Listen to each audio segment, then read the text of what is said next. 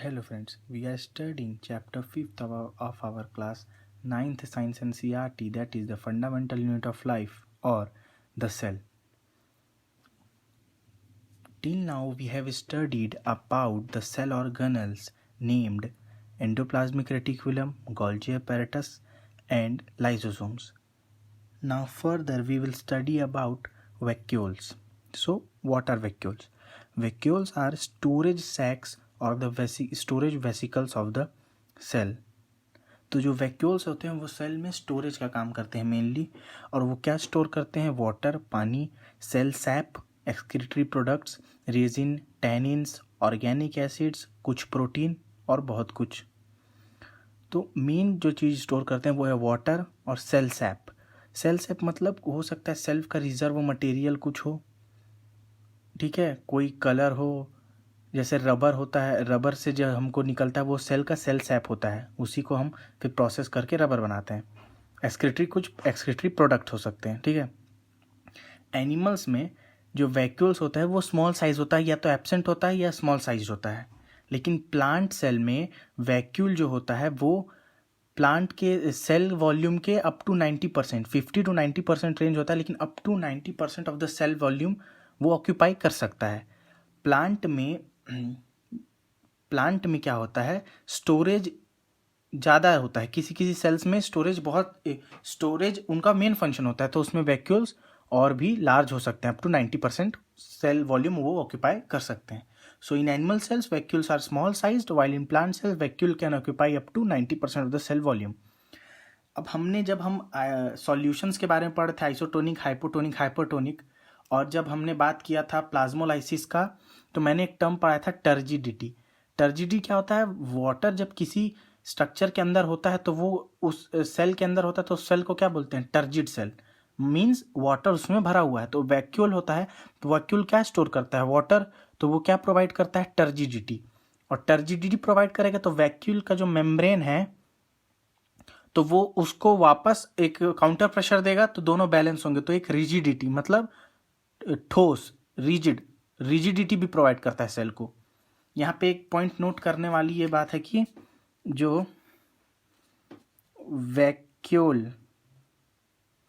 Vacuoles membrane, vacuole के membrane को tonoplast बोलते हैं. क्या बोलते हैं? टोनोप्लास्ट. मेम्ब्रेन का नाम क्या है? टोनोप्लास्ट. तो वैक्यूल के बारे में हमने पढ़ लिया कि वो एक स्टोरेज ऑर्गन है, water, cell sap, excretory product store करता है. एनिमल में वो स्मॉल साइज के होते हैं. प्लांट सेल में vacuoles can occupy up to 90% of the cell volume. Vacuole provide करते हैं टर्जिडिटी और रिजिडिटी सेल को.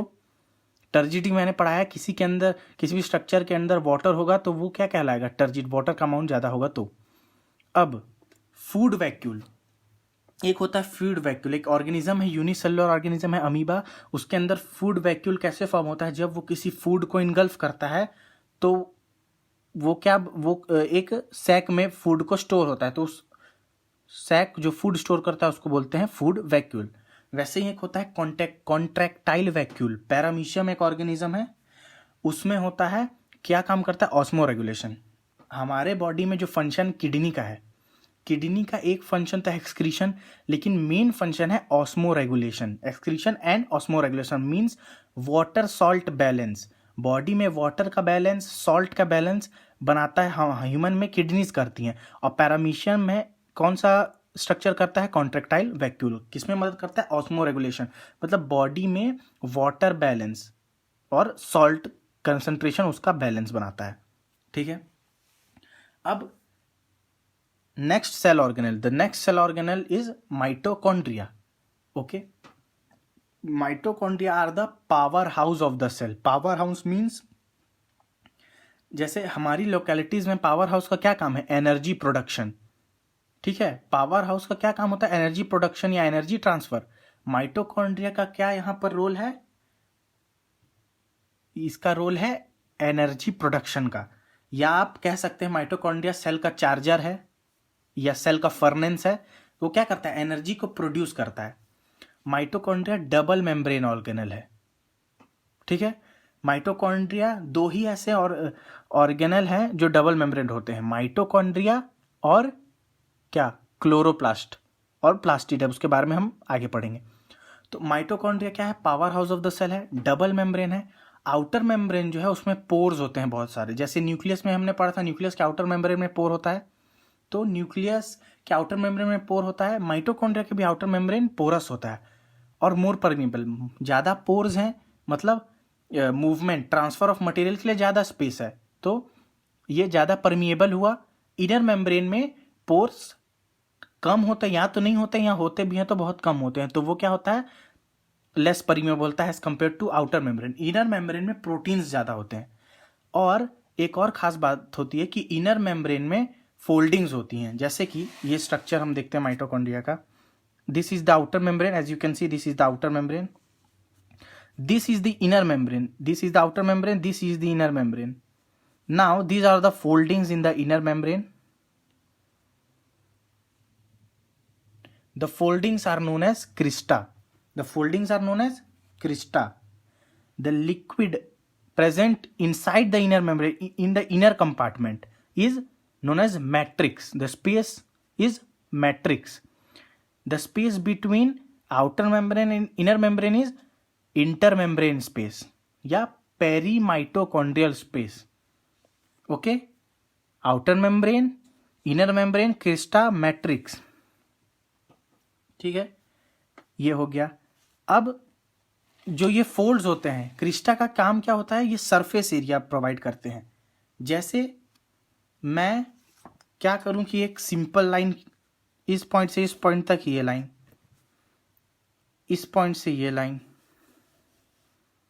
तो ज़्यादा एरिया कौन प्रोवाइड करता है, ये वाला सरफेस ज़्यादा एरिया प्रोवाइड करता है एज कंपेयर टू दिस, तो ये ज़्यादा एरिया प्रोवाइड करता है, तो इसमें पार्टिकल्स एम्बेडेड होते हैं। इस सरफेस में माइटोकॉन्ड्रिया के पार्टिकल्स एम्बेडेड होते हैं,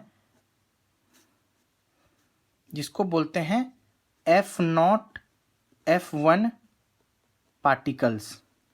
ये क्या करते हैं, ATP production, ATP production.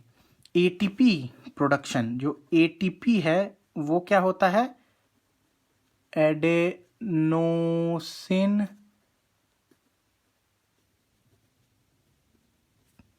Triphosphate, ठीक है। तो एटीपी होता है adenosine triphosphate, energy currency of the cell. In higher classes you will study the whole mechanism, the whole process of ATP production, how the glucose is entertained by various chemical reactions, it changes into numerous other chemicals. The output of the reactions are then the reactant of another set of reactions. Likewise, the electron transfers. There are many more chemical reactions. At last, the electron moves from a series of complexes in the electron transport chain, and thus the ATP is formed. It is a very long process. You will understand this in the higher classes. For now, you should remember this ATP is adenosine triphosphate is the energy currency of the cell, and mitochondria produces ATP. So all the energy, ATP is energy currency of the cell. जितने भी cell को work करने हैं, या हमारे body में भी, body हमारा क्या है, ग्रुप ऑफ सेल्स, तो हमारे बॉडी को कुछ भी वर्क करना है, be it locomotion, respiration, movement, digestion, excretion, तो सबके लिए एनर्जी का सोर्स क्या है, only one, ATP, adenosine triphosphate. उससे जब माइटोकॉन्ड्रिया उस एटीपी को बनाता है तो एटीपी गेट स्टोर्ड, उसे स्टोर कर लिया जाता है, and then it is used whenever और wherever it is needed. एक एनालॉजी से समझिए कि जैसे आप वर्क करते हैं तो वर्क से आपको मिलती है सैलरी, ठीक है, आप उसको क्या करते हैं, स्टोर करते हैं। स्टोर के बाद जब आपको खर्च करना पड़ता है, से कुछ एक्टिविटी करनी पड़ती है, तो आप उसको निकालते हैं और फिर क्या करते हैं, उसको एक्सपेंडिचर उसका कर देते हैं। वैसे ही एटीपी का भी है, माइटोकॉन्ड्रिया उसे बनाता है, स्टोर करता है सेल, और फिर उसके बाद जब नीड होता है तो उसको खर्च करते हैं, ठीक है। Now very important point is mitochondria is a semi autonomous cell organelle. मैं जब न्यूक्लियस पढ़ा रहा था तो हमने ये बात किया था कि nucleus is the controller of the cell, it controls directly और indirectly every activity of the cell. Nucleus में होता है जेनेटिक मटेरियल, वो आरएनए बनाता है। डीएनए क्या बनाता है? जेनेटिक मटेरियल क्या है? डीएनए। वो क्या बनाता है? आरएनए। आरएनए से बनता है प्रोटीन। अब प्रोटीन या आरएनए और प्रोटीन ये मिलके पूरे एक्टिविटी को मैनेज करते हैं। तो माइटोकॉन्ड्रिया के अंदर क्या होता है? डीएनए का सेल में जितना भी जेनेटिक मटेरियल है उसका 1% माइटोकॉन्ड्रिया में होता है। तो क्या होता है? एक सर्कुलर डीएनए होता है माइटोकॉन्ड्रिया के अंदर, और माइटोकॉन्ड्रिया के अंदर 70S राइबोसोम्स भी होते हैं। राइबोसोम क्या फंक्शन करते हैं? प्रोटीन बनाते हैं। डीएनए क्या करता है? प्रोटीन के लिए राइबोसोम को डायरेक्ट करता है। आरएनए बनाता है, वो आरएनए राइबोसोम के साथ मिलकर प्रोटीन बनाता है। तो प्रोटीन सिंथेसिस का मशीनरी हो गया, डीएनए हो गया। तो माइटोकॉन्ड्रिया अपने कुछ प्रोटीन्स बना लेता है खुद से। On itself it makes some of the protein, for rest of the protein it is dependent on the nucleus. तो फुल्ली इंडिपेंडेंट नहीं है, इसीलिए उसको क्या कहा गया? Semi autonomous cell organelle. It contains DNA, ribosome. Therefore, they are able to make some of their protein, and for rest, they are dependent on the nucleus. ये हो गया माइटोकॉन्ड्रिया का। अब एक बात ये कि जो cell, the cell which are highly active cells, okay, जो सेल ज़्यादा हाईली एक्टिव हों, जो एनर्जी एक्सपेंडिचर, जिनको एनर्जी ज़्यादा कंज्यूम करते हों या एनर्जी का एक्सपेंडिचर ज़्यादा हो, उनमें माइटोकॉन्ड्रिया का नंबर बहुत ज़्यादा होता है। नाउ एक टर्म है, इंपॉर्टेंट टर्म है, that is the endomembrane system. What did I said? Endomembrane system. ये क्या होता है? ये एक सेल ऑर्गेनेल्स के ग्रुप को कहा जाता है, जिसमें आता है ER tubule, Golgi body, lysosomes and vacuole. इन्हीं को क्यों कहा जाता है? क्योंकि इनका जो फंक्शन है, इनका जो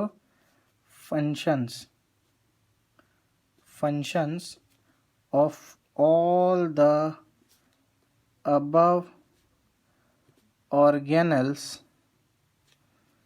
आर कोऑर्डिनेटेड। जैसे हमने पढ़ा, ईआर लिपिड या प्रोटीन बनाता है, वो जाता है गोल्जी बॉडी के सिस फेज में, फिर वहाँ से कहाँ जाता है? वो गोल्जी बॉडी के सिस फेज से कहाँ जाता है? उसके ट्रांस फेज में मैच्योर होकर निकलता है। तो उसी से या तो लाइजोसोम बनते हैं, फिर उसी से वैक्यूल्स भी बनते हैं, और या तो वो सेल से बाहर चल जाता है मटेरियल। तो ये क्या है? एक कोऑर्डिनेटेड वे में प्रोसेस हो रहा है, ठीक है। तो ये सब चारों जो हैं वो कोऑर्डिनेटेड हैं, इसीलिए इन्हें एक सिस्टम बना दिया गया, नाम दे दिया गया एंडोमेम्ब्रेन सिस्टम। ओके, यहाँ तक हमने पढ़ा, माइटोकॉन्ड्रिया पढ़ लिया। अब नेक्स्ट हम पढ़ेंगे क्लोरोप्लास्ट या प्लास्टिड, और फिर उसके बाद हम पढ़ेंगे सेल डिवीजन। दोनों बहुत इंटरेस्टिंग टॉपिक है, so we will study it in the later classes. Thank you.